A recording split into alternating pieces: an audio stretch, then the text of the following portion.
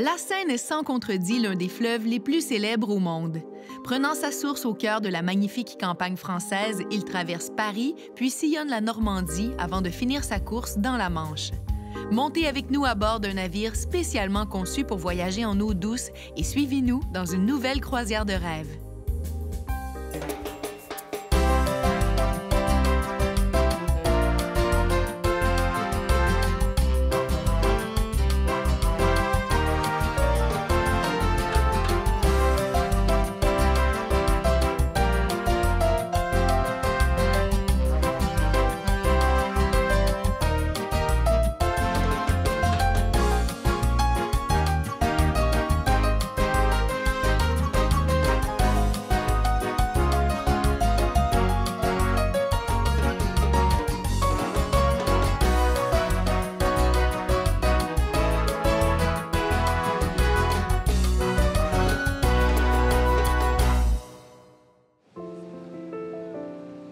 Bienvenue à Paris, la ville lumière.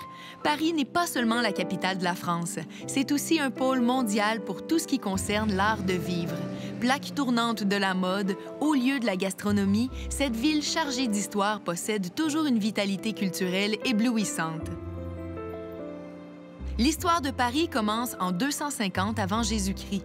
Une petite tribu celte, les Parisis, s'installe sur l'île de la Cité au milieu de la Seine et fonde Lutèce. Près de 200 ans plus tard, la ville est conquise par Jules César. Sous la domination romaine, Lutèce se développe jusqu'à devenir une importante métropole européenne. Ce n'est que vers l'an 400 que la ville reprend le nom de ses habitants, Paris. Clovis Ier, roi des Francs, en fait sa capitale en 508. Au Moyen Âge, Paris était devenue la ville la plus importante d'Europe. C'est entre ses murs que s'est développée l'architecture gothique, dont on peut encore voir de nombreux exemples aujourd'hui. La ville a survécu à la peste bubonique et à la guerre des Cent Ans qui a sévi au 14e et 15e siècle. Au 16e siècle, Paris est déjà une ville phare sur le plan culturel. C'est là qu'on trouve les plus importants éditeurs de livres en Europe et c'est aussi de la capitale française qu'émanent les grands penseurs de l'époque des Lumières. Au cours du 19e siècle, George Haussmann dirige les grands travaux de construction visant à embellir et assainir la ville. C'est à cet urbaniste avant l'heure qu'on doit les larges avenues et les parcs verdoyants si caractéristiques de la ville lumière. Au 20e siècle, la Seconde Guerre mondiale ouvre un chapitre plus sombre de l'histoire de la ville. Paris est occupé par les Allemands de 1940 à 1944 et subit de nombreux bombardements. Aujourd'hui, la capitale continue de croître et de se développer. Une nouvelle salle de concert et de nouveaux musées ont ouvert leurs portes au cours des dernières années. Paris demeure l'une des villes les plus visitées au monde et la Seine qui la traverse, un des lieux incontournables de la visite. La Seine sillonne la France sur 776 km selon un axe nord-ouest. Elle prend sa source dans la région de la Marne pour aller finir sa course dans la Manche. Paris se situe à 445 km de son embouchure, à seulement 24 mètres d'altitude au-dessus des complexes méandres qui serpentent à travers la Normandie, arrosant la ville de Rouen avant de se jeter dans la mer. La Seine est utilisée comme voie de transport depuis l'Antiquité. Les Gaulois y naviguaient bien avant l'arrivée des Romains. Dans la seule ville de Paris, on compte pas moins de 37 ponts traversant la Seine. Le point de départ de notre croisière devait avoir lieu au quai de Javel, à côté du pont Mirabeau, sur la rive gauche de Paris.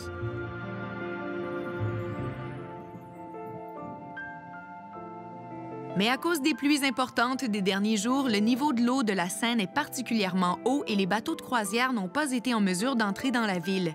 Les risques de heurter la base des ponts enjambant le fleuve sont trop élevés. Qu'à cela ne tienne, la compagnie de croisière Ama Waterways a trouvé rapidement une solution de rechange. Plutôt que de partir de Paris, nous commençons la croisière à Rouen.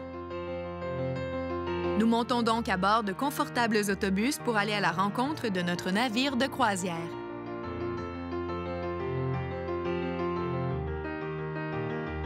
L'attente en valait la peine. L'Amallegro, notre superbe hôtel flottant, est spécialement conçu pour naviguer sur les fleuves et les rivières. Il a été construit dans les Pays-Bas en 2007.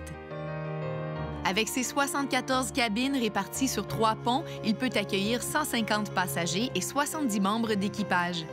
Long de 110 mètres, il n'a que 11 mètres et demi de large, ce qui lui permet de se faufiler facilement dans les écluses qui jalonnent le trajet sur le fleuve.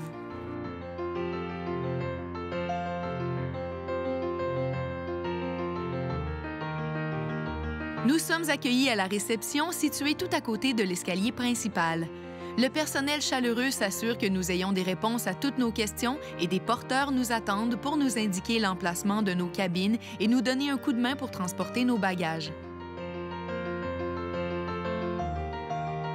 Les cabines sont vastes et lumineuses, à des années-lumière des chambres sombres des anciens navires de ligne. On y trouve de grands lits confortables donnant sur d'immenses porte-fenêtres. Le coin salon est doté d'un petit bureau sur lequel vous pourrez rédiger vos cartes postales ou recharger votre téléphone portable. L'écran couleur n'est pas qu'un simple téléviseur. Il vous permet d'accéder à une sélection de films et un choix de musique. Il offre aussi l'accès Internet et de l'information sur la croisière directement sur la chaîne d'infodivertissement du bateau. Des peignoirs sont mis à votre disposition, de même que des fruits et des bouteilles d'eau, renouvelées tous les jours. Toutes les chambres sont décorées avec goût, avec ce je ne sais quoi qui vous fait sentir rapidement comme chez vous. Sur le bureau, vous découvrirez une paire d'écouteurs sans fil qui vous permettra d'écouter le guide lors des excursions sur Terre. Chaque cabine comporte une grande salle de bain privée avec des comptoirs en granit, un bain et une douche séparés. Une fois que nous avons pris le temps de bien nous installer, nous nous dirigeons vers le grand salon pour déguster un verre de champagne bien frais. Mike, le musicien à bord, se charge de mettre un peu d'ambiance. C'est l'occasion de faire connaissance avec nos compagnons de voyage et de discuter des merveilles qui nous attendent au cours de cette croisière sur la Seine. Martin, le directeur de croisière, nous souhaite la bienvenue et nous présente une partie du personnel. Puis le commandant Geoffrey Masson se joint à nous et lève son verre au succès de cette croisière de rêve. Thank you. Thank you. I declare your close number 150507 officially open. Welcome on board. Santé.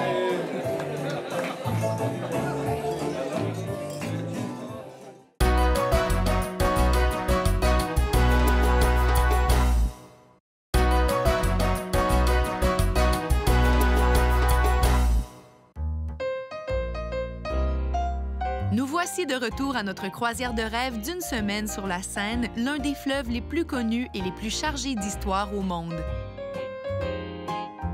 Nous avons quitté les quais de Rouen au milieu de la nuit pour nous rendre à Vernon. Nous reviendrons visiter la ville de Rouen dans quelques jours. Rouen est situé à environ 65 km à vol d'oiseau de Vernon, mais le trajet sinueux de la Seine nous fera parcourir à peu près le double de la distance. En accostant au quai de Vernon, on peut apercevoir les vestiges d'un pont datant du Moyen Âge et l'ancienne maison de péage qui est toujours sur la rive. Un peu plus loin, sur les collines qui entourent la ville, on aperçoit la pierre blanche d'une carrière. La pierre qui était extraite de cette carrière servait à la construction des églises de la région, mais elle était aussi transportée sur la Seine pour être utilisée sur certains grands chantiers de la capitale. Nous partons à la découverte de Vernon à pied. Nous pouvons constater que le niveau de la Seine est toujours très élevé en observant l'eau qui déborde sur le quai. Cette charmante petite bourgade a été fondée au 9e siècle par Rollon, un chef viking qui a été nommé premier duc de Normandie. Elle a été intégrée au royaume des Francs en 1196. Une promenade à travers les rues nous permet de découvrir de nombreux exemples d'architecture médiévale soigneusement entretenue et restaurée. Si vous passez dans la région, ne manquez pas la collégiale Notre-Dame, dont la construction s'est étendue du 11e au 17e siècle, débutant à l'époque romane pour se terminer pendant la période gothique.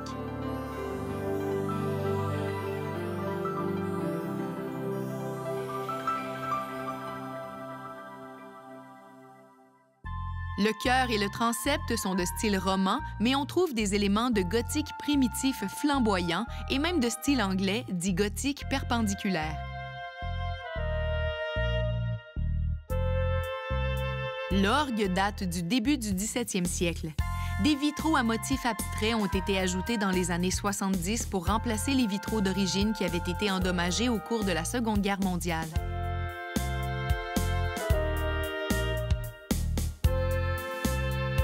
Vers 13 h, nous nous rassemblons sur le quai pour monter dans des autocars qui nous emmèneront à Giverny, à 10 minutes de route de Vernon.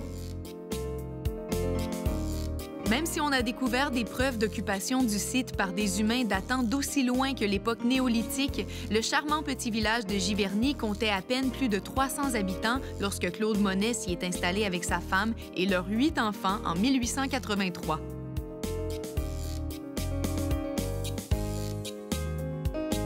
De nos jours, plus de 500 000 visiteurs viennent chaque année voir la maison et les célèbres jardins du peintre.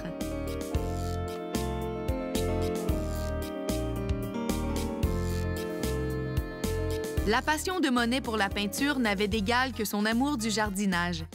Au fil des ans, il a fait aménager le terrain autour du pressoir, comme on appelait sa maison au Crépi Rose. Il a notamment fait détourner un bras de rivière pour créer son fameux étang au nénuphar. L'état de conservation de la maison, de même que celui des meubles et des objets qui se trouvent à l'intérieur, est stupéfiant. C'est comme si le peintre venait tout juste de quitter la maison pour aller faire un tour dans son jardin.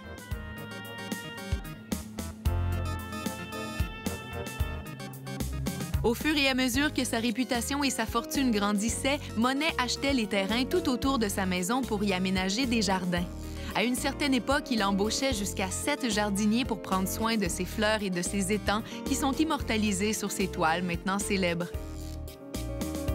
Celui qui fut l'un des pères fondateurs de l'impressionnisme a peint plus de 500 tableaux à Giverny, chez lui ou dans les environs.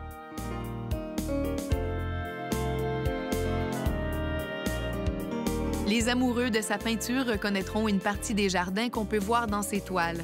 Les amateurs de fleurs seront enchantés par la splendeur des jardins qui sont toujours entretenus près d'un siècle après sa mort.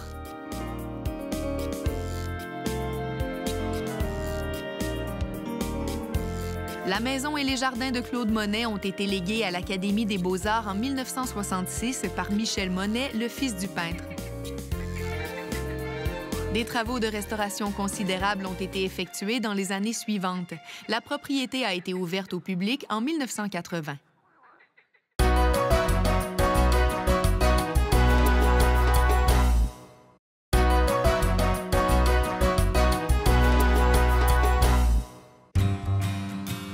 Nous poursuivons notre croisière de rêve sur la Seine, dans le nord-ouest de la France.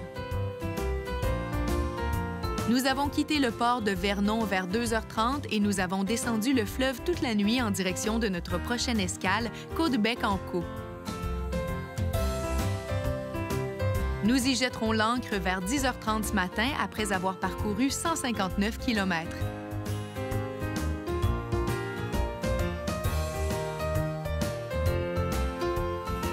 Pendant que la magnifique campagne française défile à nos côtés, dirigeons-nous vers la salle à manger afin de commencer la journée du bon pied.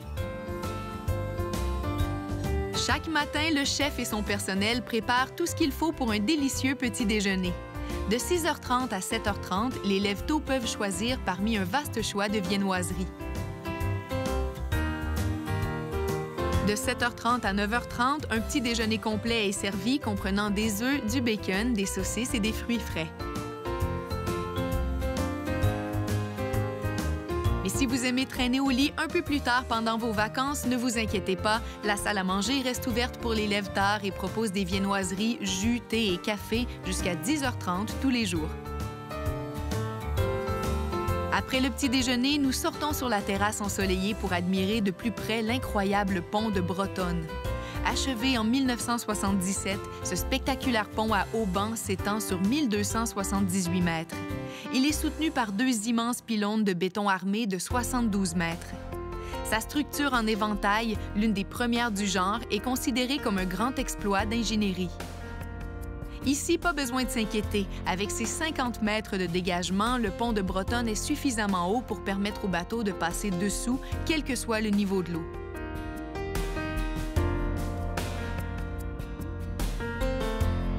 Une fois passé sous le pont de Bretonne, on entrevoit le port de Caudebec-en-Caux sur la rive droite de la Seine.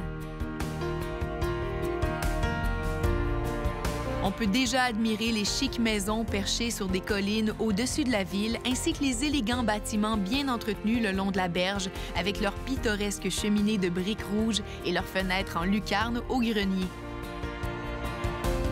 Comme c'est le cas pour de nombreux villages de Normandie, le nom de Caudebec témoigne du passé scandinave de la région.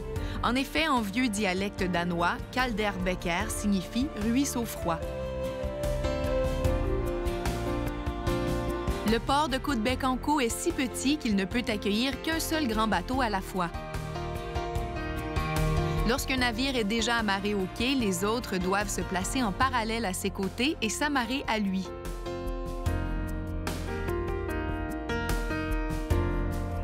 Il s'agit d'une manœuvre assez délicate pour le capitaine puisque le bateau doit effectuer un virage à 180 degrés dans le fleuve afin de se mettre en position.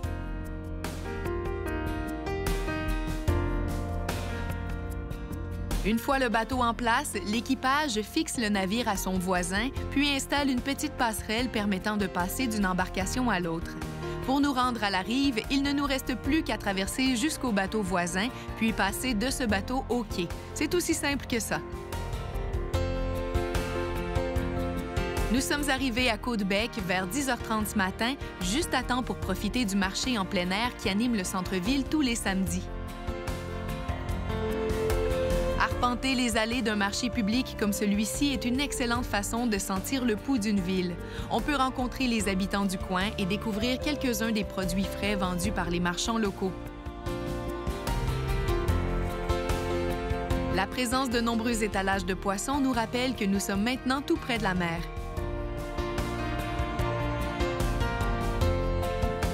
D'ailleurs, un simple regard en direction de l'horizon nous montre à quel point nous sommes proches de l'océan. De gros cargos et des navires de haute mer vont et viennent sur la voie navigable, guidés par des pilotes de port qui connaissent le fleuve comme le fond de leur poche. Sur la berge, on peut apercevoir d'amusants panneaux fabriqués à la main laissés par des voyageurs venus des 4 coins du monde.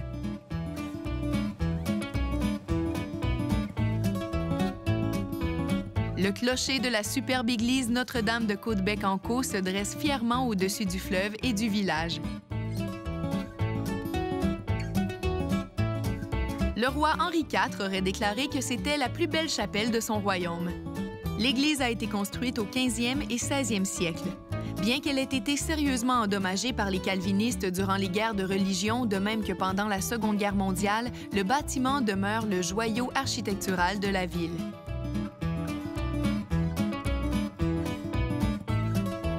Étonnamment, la plupart des vitraux originaux de la vieille église gothique ont résisté aux intempéries et sont toujours en place.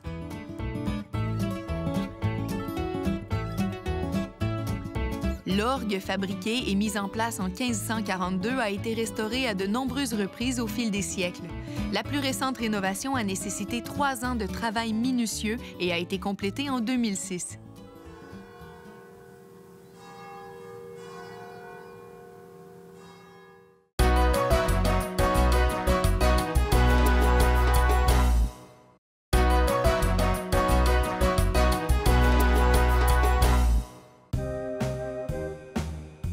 Nous voilà de retour à notre fabuleuse croisière de rêve sur la Seine qui nous mène de Paris à la Manche.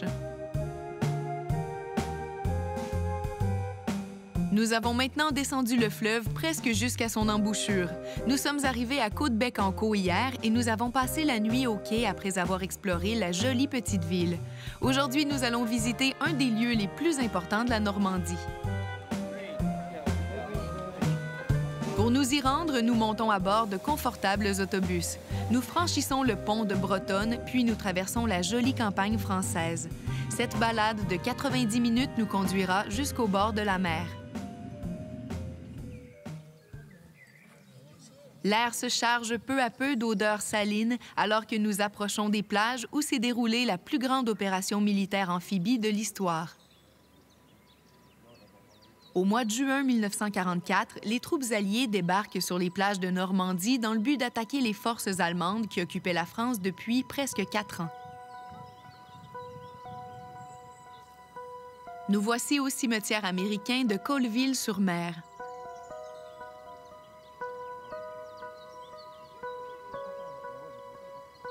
Le cimetière et le mémorial sont situés juste au-dessus de la plage dite d'Omaha. Il s'agit du premier cimetière américain en terre européenne de la Seconde Guerre mondiale. Les croix blanches alignées à perte de vue rappellent la mémoire des 9 387 soldats tombés au combat, la plupart ayant été tués pendant les débarquements du jour J et les batailles des jours qui ont suivi.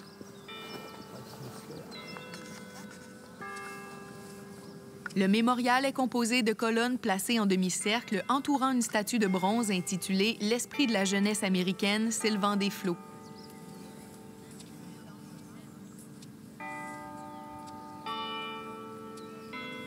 Devant le mémorial s'étend un grand bassin d'eau calme. Derrière, on trouve une jolie chapelle de forme circulaire, puis le cimetière.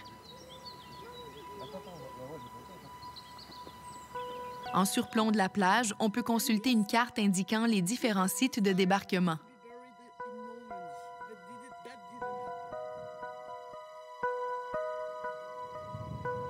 Une sculpture commémorative baptisée « Les Braves » s'élève directement sur le sable de la plage d'Omaha. Le monument a été commandé en 2004 par le gouvernement français afin de marquer le 60e anniversaire de l'invasion allemande.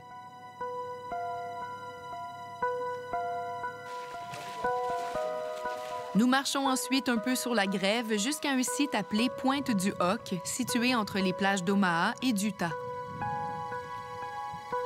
Le 6 juin 1944, le 2e bataillon de Rangers américains escalade les 30 mètres de falaise qui séparent cette petite avancée de terre de la mer pour y détruire les pièces d'artillerie et le centre de contrôle de tir allemand. Les Allemands avaient placé 6 obusiers de 155 mm sur le promontoire rocheux dans le but de prévenir d'éventuelles attaques par la mer. De larges cratères laissés par les bombardements aériens précédant le débarquement et par les obus tirés par des navires de guerre au large des côtes sont encore visibles aujourd'hui. Cette petite parcelle de terre a reçu plus de 10 kilotonnes d'explosifs, soit l'équivalent de la bombe nucléaire d'Hiroshima. Au sommet de la falaise, on trouve le bunker qui servait de poste d'observation. Les murs de la vieille structure portent toujours des traces de balles et des fragments de grenades. Tout autour, on peut apercevoir plusieurs bunkers, certains encore intacts, d'autres presque complètement détruits. À l'époque, ces bunkers servaient d'abri anti-aérien, de caserne, d'hôpital, d'entrepôts de munitions et de postes de tir.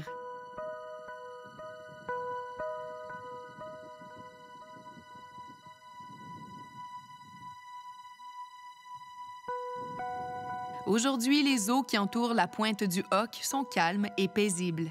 Les combats se sont tus et les pêcheurs de homards peuvent poser leurs pièges en toute quiétude pendant que des bateaux de plaisance sillonnent la Manche.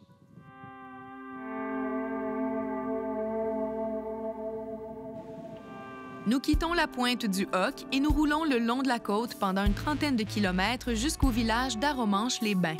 Cette charmante petite station balnéaire abrite le musée du débarquement où nous pourrons en apprendre davantage sur l'un des plus grands exploits militaires de tous les temps.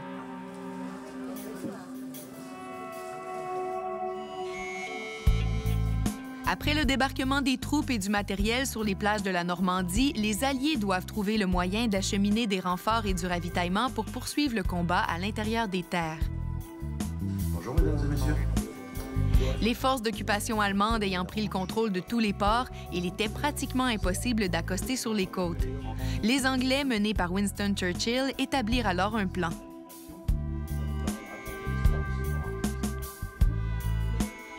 Ils construisirent d'immenses ports artificiels à partir de pièces fabriquées en Angleterre et en Écosse. Les pièces furent ensuite remorquées sur la Manche, puis assemblées sur place.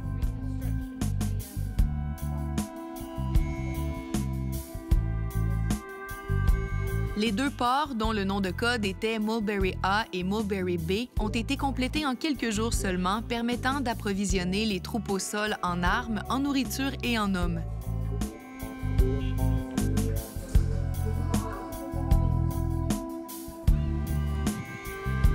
Conçu pour ne durer que quelques semaines, le port d'Arromanches a finalement été utilisé pendant plusieurs mois. Des vestiges de sa structure nous rappellent aujourd'hui les immenses efforts déployés sur place par les troupes alliées. 11 mois après le débarquement des courageux soldats sur les plages de Normandie, la victoire des Alliés est déclarée et les festivités éclatent partout dans le monde. Une boîte à lunch est fournie par le croisiériste aux passagers qui choisissent de participer à la visite des plages de Normandie. On vous suggère fortement d'apporter un chapeau pour vous protéger du soleil et de porter des chaussures confortables car l'excursion dure une dizaine d'heures.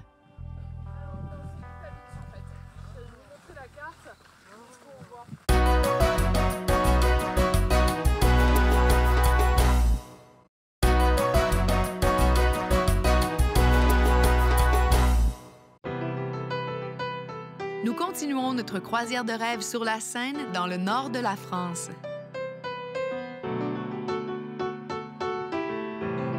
Nous venons tout juste de terminer une visite instructive et remplie d'émotions sur les plages de Normandie et nous sommes actuellement en route vers l'Amallegro, notre élégant bateau de croisière qui est toujours amarré au port de Caudebec-en-Caux. Nous devons nous assurer d'être de retour à bord à 18h45 puisque le départ pour Rouen est prévu à 19h. La soirée est douce et le ciel est magnifique alors que nous amorçons notre départ en direction de la capitale française. Notre croisière est censée se terminer à Paris dans quelques jours, mais nous ne savons pas encore si le niveau d'eau aura suffisamment baissé pour que nous soyons en mesure de passer sous les ponts de Paris. La température très agréable d'aujourd'hui nous donne bon espoir.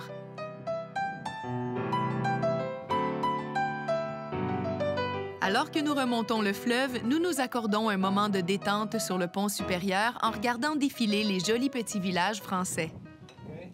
Pendant ce temps, le personnel du restaurant s'affaire à nous préparer un délicieux souper. Comme ils le font avant chaque repas, les serveurs et les chefs se rencontrent afin de discuter du menu du soir.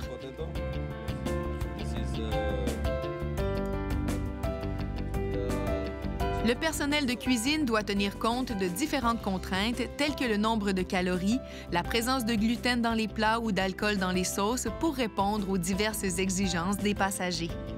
Les employés savent que la qualité de la nourriture peut faire toute la différence entre une croisière réussie et des vacances décevantes. Ils ne ménagent donc aucun effort afin de s'assurer que tous les clients soient entièrement satisfaits. Tous les plats servis à bord jusqu'à maintenant étaient savoureux et le menu de ce soir ne fait pas exception. Aujourd'hui, en entrée, nous avons le choix entre une salade de chèvre servie avec des haricots et des pitas grillés ou une délicieuse mousse de crevettes accompagnée de chutney aux fruits. Puis, nous pouvons opter pour un riche potage de légumes ou un léger consommé de poulet. 3 plats principaux nous sont ensuite proposés. Des crêpes farcies aux champignons et pané rôti dans une sauce béchamel, un filet de sole sauce hollandaise avec risotto aux champignons et courgettes, ou encore un juteux filet de bœuf à la sauce chasseur accompagné de pepperonata. Vous aurez donc l'embarras du choix. N'hésitez pas à demander au sommelier de vous aider à faire un choix parmi la sélection de vins et de bières inclus dans votre forfait. Il pourra certainement vous faire d'agréables découvertes.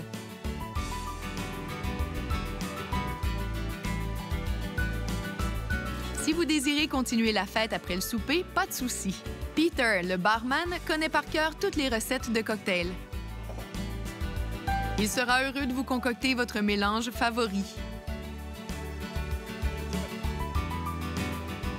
Chaque jour, à l'apéro, on vous offre gratuitement un nouveau cocktail du jour afin que vous puissiez découvrir de nouvelles saveurs.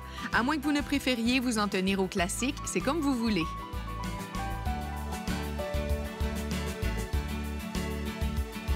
Ce soir, le bateau naviguera pendant la nuit afin d'arriver au port de Rouen vers 2 heures du matin. Les rives de la Seine que nous longeons en ce moment sont très développées sur le plan industriel. Pendant une dizaine de kilomètres, raffineries, usines et silos à grains défilent de part et d'autre du fleuve. La nuit tombée, la plupart de ces structures s'illuminent comme des arbres de Noël et leurs reflets dans l'eau de la Seine apportent une touche de magie à l'ambiance.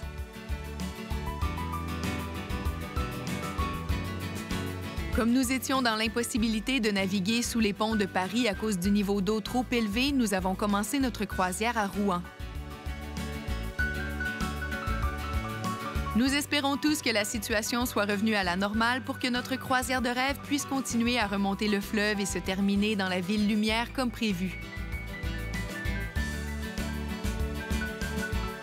Pour l'instant, c'est l'heure de rentrer et de profiter d'une bonne nuit de sommeil afin d'être en forme pour explorer la ville historique de Rouen demain matin.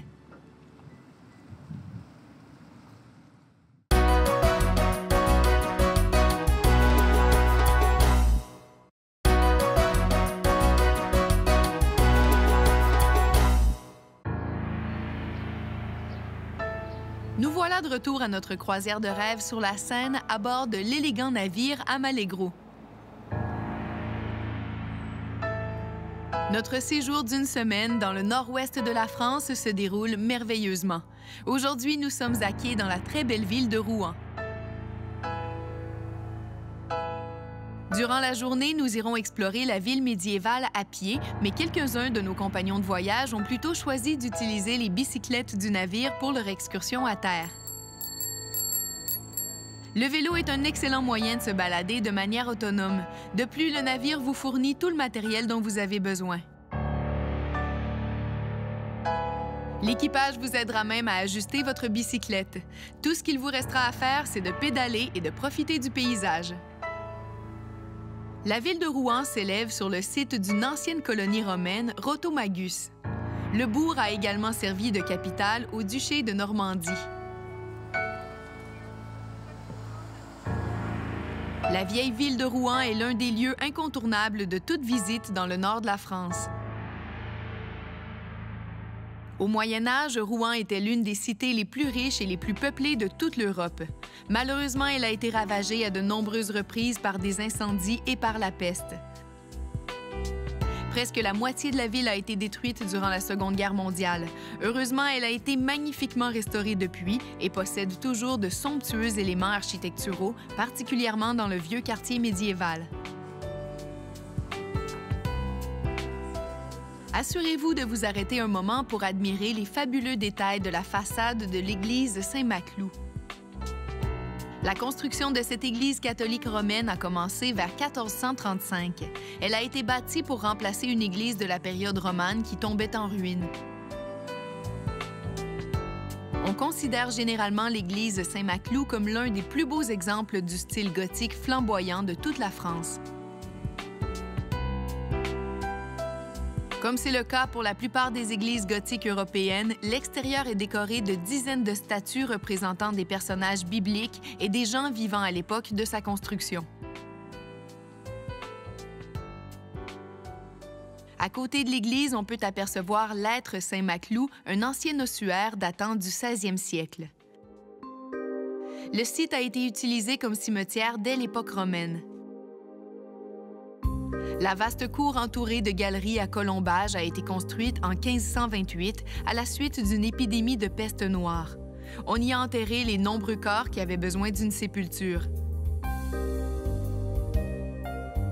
2 siècles plus tard, l'espace commençant à manquer, on a agrandi les galeries pour y entasser les ossements.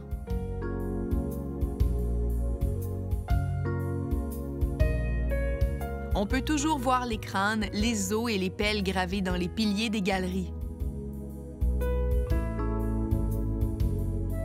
En 1705, tous les corps ont été retirés et déplacés vers de nouveaux sites d'enfouissement et l'Être Saint-Maclou est devenu une école pour garçons défavorisés.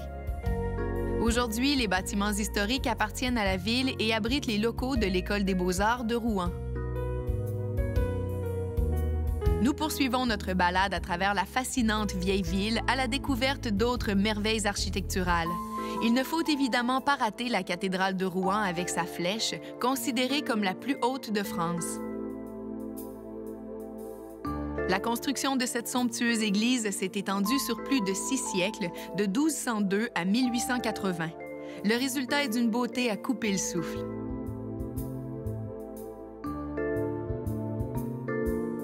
Le bâtiment a été frappé par la foudre à de nombreuses reprises, il a été partiellement détruit par la guerre et on a même fait fondre certains de ses éléments pour fabriquer des fusils durant la Révolution française. Malgré le passage des siècles, la cathédrale n'a rien perdu de sa splendeur. Claude Monet s'en est d'ailleurs inspiré, il a peint une série de toiles de sa façade éclairées par les différentes lumières du jour.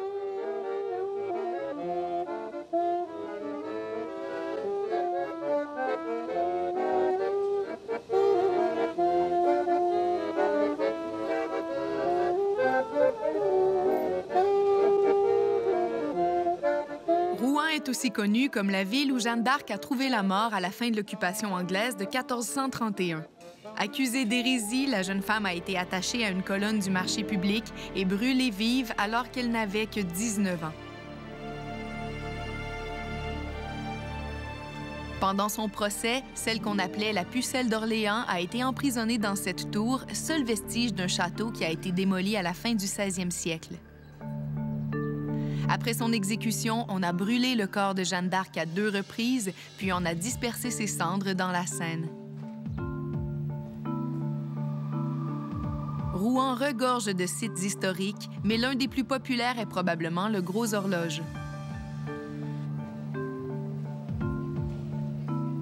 Véritable emblème de la ville, ce beffroi gothique est juché au-dessus d'une arche qui ouvrait autrefois une porte dans le mur roman qui ceinturait la ville. Il enjambe aujourd'hui une rue commerciale très achalandée. L'horloge à double cadran a été installée dans le pavillon au-dessus de l'arche en 1409. L'arche actuelle, qui comporte 2 façades avec horloge, a été construite en 1529 et a été restaurée en 2006. Chacune des 2 horloges possède une aiguille unique qui pointe l'heure, une sphère dans la partie supérieure qui indique la phase de la Lune et une ouverture dans le bas qui permet de faire apparaître un personnage incarnant le jour de la semaine. Autrefois, le gardien de l'horloge logeait dans le minuscule espace près de l'arche. Aujourd'hui, l'entretien est assuré d'une manière beaucoup plus moderne. Après cette agréable journée de marche à travers la ville, nous retournons à notre hôtel flottant pour nous accorder un repos bien mérité. Peut-être nous laisserons-nous tenter par une visite au salon de beauté et de massothérapie. Niché dans un coin tranquille du bateau tout près du centre de conditionnement physique, vous trouverez une oasis de paix où il est possible de s'offrir un massage revigorant ou de prendre un rendez-vous avec un coiffeur. Ce soir à 18h30, nous sommes attendus au salon pour le cocktail du capitaine. Tous les passagers sont d'accord, nous avons passé un excellent séjour à bord de la Mallegro, même si, en raison du niveau d'eau élevé, nous ne savons toujours pas où nous débarquerons. Mais le capitaine a de bonnes nouvelles pour nous. You make your disembarkation in Paris.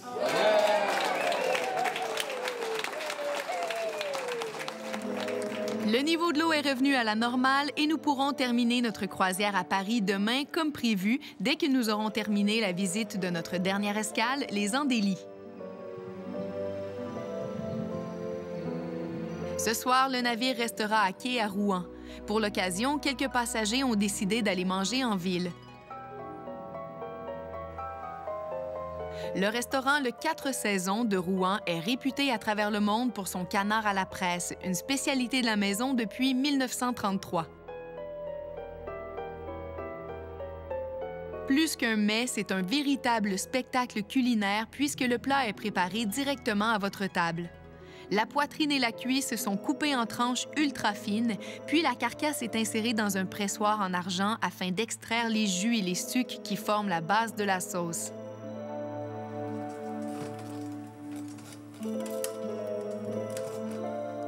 Un peu de Porto, du jus de citron, quelques épices et une bonne dose de beurre sont ajoutés au savoureux coulis qui est ensuite versé sur le canard conservé au chaud dans un chauffe-plat. Le résultat? Une expérience gastronomique hors de l'ordinaire à vivre sur les lieux mêmes où la recette a été créée. Nous aurons l'occasion de vivre d'autres moments extraordinaires tout de suite après la pause, alors que se poursuivra cette croisière de rêve.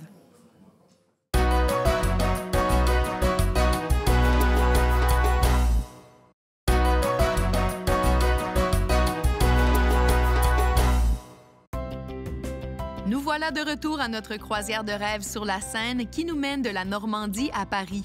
Ce matin, nous voguons vers le port des Andélies où nous ferons notre dernière escale avant de rentrer dans la capitale française.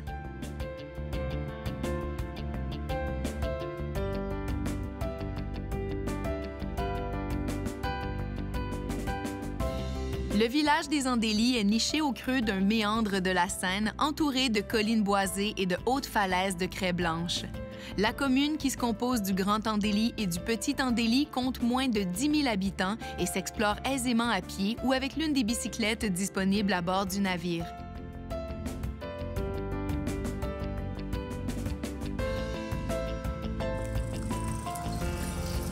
Le site du Grand Andélie est occupé depuis l'ère gallo-romaine. Le Petit Andélie, quant à lui, s'est développé seulement vers la fin du 12e siècle. Les deux villages ont été attaqués à plusieurs reprises et sont passés en alternance sous le contrôle des Anglais et des Français pendant des siècles avant d'être unifiés après la Révolution française sous le nom Les Andélies.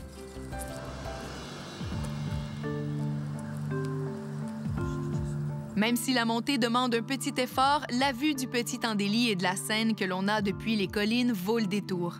Ce promontoire était autrefois un important point stratégique pour ceux qui cherchaient à contrôler la région. Il n'est donc pas étonnant que le roi Richard Ier, duc de Normandie, mieux connu sous le nom de Richard Cœur de Lion, ait choisi cet emplacement pour construire son somptueux château Gaillard. La construction de l'impressionnante forteresse a été complétée en seulement 1 an grâce au travail acharné de plus de 6 000 artisans. Richard Cœur de Lion l'avait fait ériger afin d'intimider le roi français Philippe Auguste et ainsi le dissuader d'envahir la Normandie.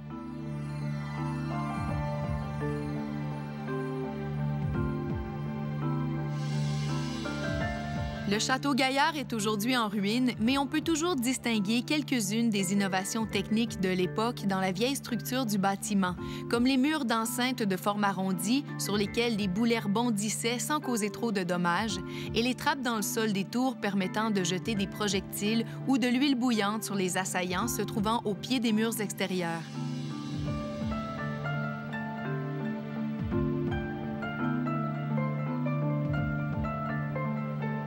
La forteresse est composée de 3 enceintes séparées par des douves sèches et d'un donjon de forme arrondie. C'est l'arrivée massive de milliers de travailleurs embauchés pour la construction du château qui a donné naissance au village de Petit Andélie. La construction de la superbe église Saint-Sauveur avec son clocher de 47 mètres de haut n'a débuté qu'en 1198, puisque Richard Cœur de Lion avait interdit qu'on entame les travaux tant que l'édification de son château n'était pas terminée. Contrairement à la majorité des églises et des cathédrales européennes dont la construction pouvait facilement s'échelonner sur une centaine d'années, celle de Petit Andélie s'est faite rapidement. On dit qu'elle a été érigée en 4 ans seulement. Avec son intérieur en croix grecque, sa haute structure, ses plafonds en voûte et son fin clocher de bois et d'ardoise, le bâtiment est généralement considéré comme un joyau de l'architecture gothique. L'orgue est l'un des plus vieux instruments du genre encore fonctionnels de toute la France. Il date de 1647 et est encore utilisé chaque semaine lors des services religieux.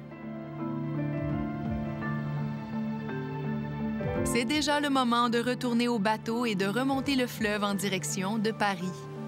C'est la tête pleine de souvenirs merveilleux que nous atteindrons l'escale finale de cette inoubliable croisière de rêve.